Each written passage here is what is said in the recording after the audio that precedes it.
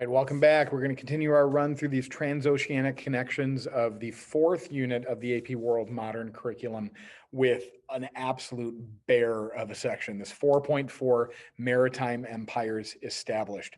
We're going to be covering three of the AP World themes in this section alone. We're going to be talking about governance. We're going to be talking about economic systems. We're going to be talking about social organization and interactions. So we got a lot to cover here, starting with governance. What you need to know is that Europeans are going to establish trading post empires in Africa and Asia, while some Asian states are going to try to limit economic and cultural effects of these Europeans by adopting more restrictive or isolationist policies. We're going to see Europeans driven by political, religious, and economic rivalries, creating states in new maritime empires. They're establishing overseas empires based on these rivalries. And we're going to see expanding maritime trade networks that foster the growth of coastal states in Africa, like Kingdom of Asante and the Congo.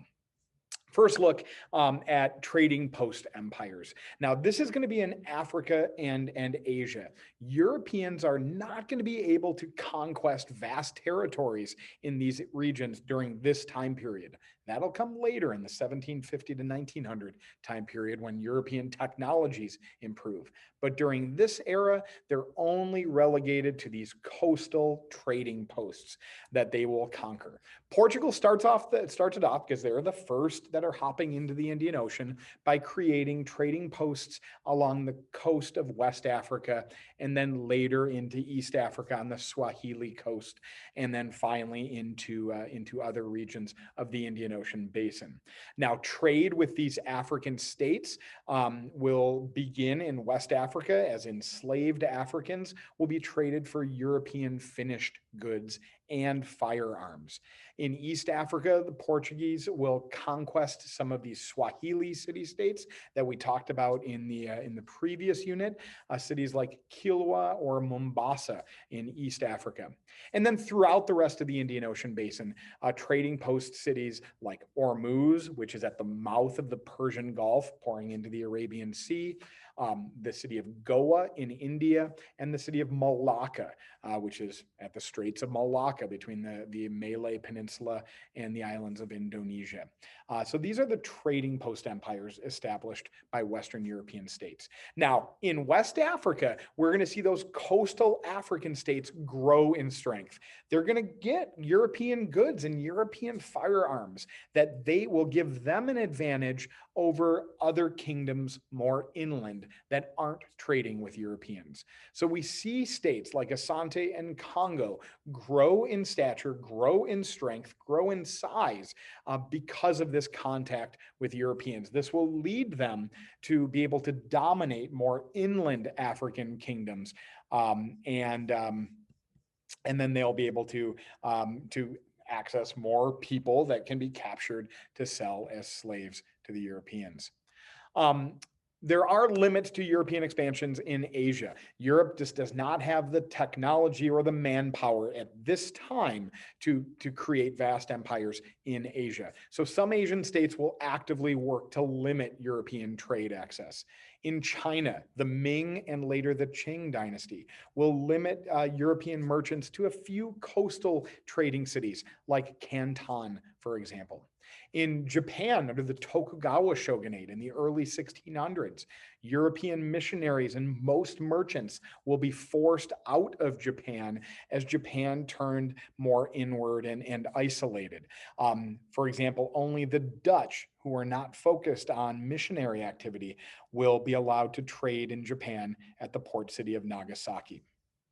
Now, what is driving a lot of this European expansion is competition between European states.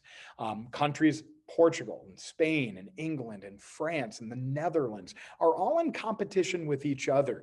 And ultimately, the British and the Dutch will gain the upper hand in the Indian Ocean, with the Spanish and the Portuguese and the British and the French having large colonial holdings in the Americas. This is all driven by the economic system known as mercantilism, which we'll talk about in another moment here. This European competition in India will originally start with the Portuguese, but then later the British and the French will start take holdings in South Asia. A British victory over the French in the 7 Years' War, 1756 to 1763, will give the British more control of South Asia. In the Americas, you've got rivalries of the Spanish and the Portuguese, the Spanish conquesting the Aztec Empire and the Incan Empire, and the Portuguese landing in Brazil. These rivalries between these two Iberian states will be temporarily settled by an agreement or a treaty orchestrated by the Roman Catholic Pope called the Treaty of Tordesillas that draws a line of demarcation, with the Spanish controlling everything to the west of that line and the Portuguese controlling territories to the east of that line. That 7 Years' War will also break out in North America between the British and the French. We call it the French and Indian War here in the United States. And that will ultimately drive the French out of Canada. So we see how these rivalries between European competitors will impact their holdings in the Americas. Now, with regard to economic systems, we want to recognize that Europeans are going to be disrupting the Indian Ocean trade network. But despite this, there's going to be continuing merchants from Asian states that are going to be working in the Indian Ocean, and that trade is going to flourish. We're going to talk about the development of the mercantilist economic system that drives the expansion of European empires, and how newly developed colonial economies in the Americas rely on labor systems, some traditional labor systems and some new ones that are brought into the region. First, I want to talk about mercantilism. This is the economic system that is driving much of this expansion during this era. It's an economic system that believes that wealth in the world is limited, it's finite, there's only so much, because that wealth comes from the land, what we can dig out of the land or what we could grow in the land. And so because wealth comes from land and land is limited, this is going to push these European nations to try to get as much land as they can possibly get. This is encouraging the expansion into overseas territories, so more wealth can be acquired. It also encourages the mother country to create protectionist policies to safeguard a nation's economy. In a mercantilist system, the goal is to have more exports than imports. Exports means you're selling things to foreign countries and their wealth is now going into your nation. Imports means your wealth is going to a foreign land, and that is not what a mercantilist economy wants to see. So protectionist policies like tariffs, for example, will be established to encourage people to buy goods from their own mother country. Now, in the Indian Ocean Trade Network, this is where we recognize some important continuities and changes that are happening. So European states are going to enter this arena. This is a major change. The Europeans were never there trading, and now they're there trading in the Indian Ocean.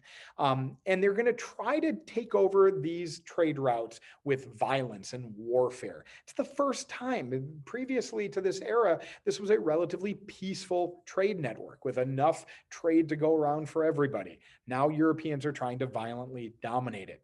Local merchants and intra-Asian trade will continue, though. There's still going to be Arab merchants and Indian merchants and Chinese and Indonesian merchants. And the goods being traded on the Indian Ocean will also remain consistent.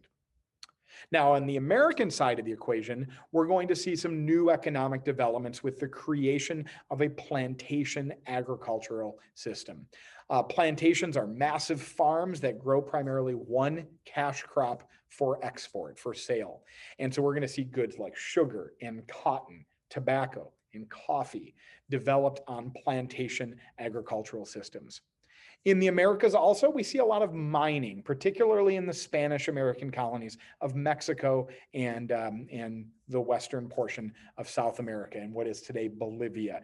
A mountain called Potosi is going to be discovered that is just full of silver ore that will be extracted by the Spanish. Now, to do these plantations or the mining, we've got to look at our labor systems. Some traditional labor systems will continue to be used. For example, the mita system that had long been an Incan system will now be adopted by the Spanish and used to feed laborers to the South American mines. But then new labor systems. Chattel slavery. This is slavery in the Americas of enslaved Africans who are treated as property for manual labor. Indentured servitude. Europeans that will pay their way to the Americas by providing years of service, typically a 7-year contract. And then in the Spanish colonies, the encomienda and hacienda systems, where land grants will be offered to Spaniards, where they will then get control of all the native populations within that land to be serving as a manual labor force. Finally, social interactions and organization. Slavery in Africa will continue in its traditional forms, the way it's always existed, including in Africa, the incorporation of slaves into households and the export of slaves into long-lasting trade routes like the Indian Ocean Trade Network and the Trans-Saharan Trade Network. But the growth of plantation economy in the Americas will increase the demand for slaves in the Americas, leading to major demographic, social, and cultural changes in Africa. So we've already talked about this in previous units, but know that slavery has long existed as a part of African society. Slaves acquired as prisoners of war or through crimes committed or indebtedness, and they would often become a part of the community or become a part of the household that owns them. Slaves will also be sold over long distance trade routes, for example, to the Arab world or across the Indian Ocean.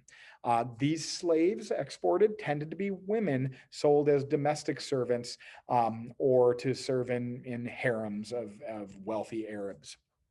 But then Atlantic slavery, this brings some big changes. West African kingdoms will work with European slave traders to capture other Africans for forced migration and labor on American plantations. After a grueling journey to the coast, enslaved Africans are then put on ships packed tightly for a grueling voyage across the Atlantic known as the Middle Passage. Once in the Americas, enslaved Africans would then be sold at auction to plantation owners. Slaves in the Americas were known as chattel or property, to be owned and later sold at an owner's whim. Upwards of 12 million Africans are going to be forced to migrate in what is known as this African diaspora. An additional 10 to 15% of that population, of that number, would die en route to the Americas over the Middle Passage.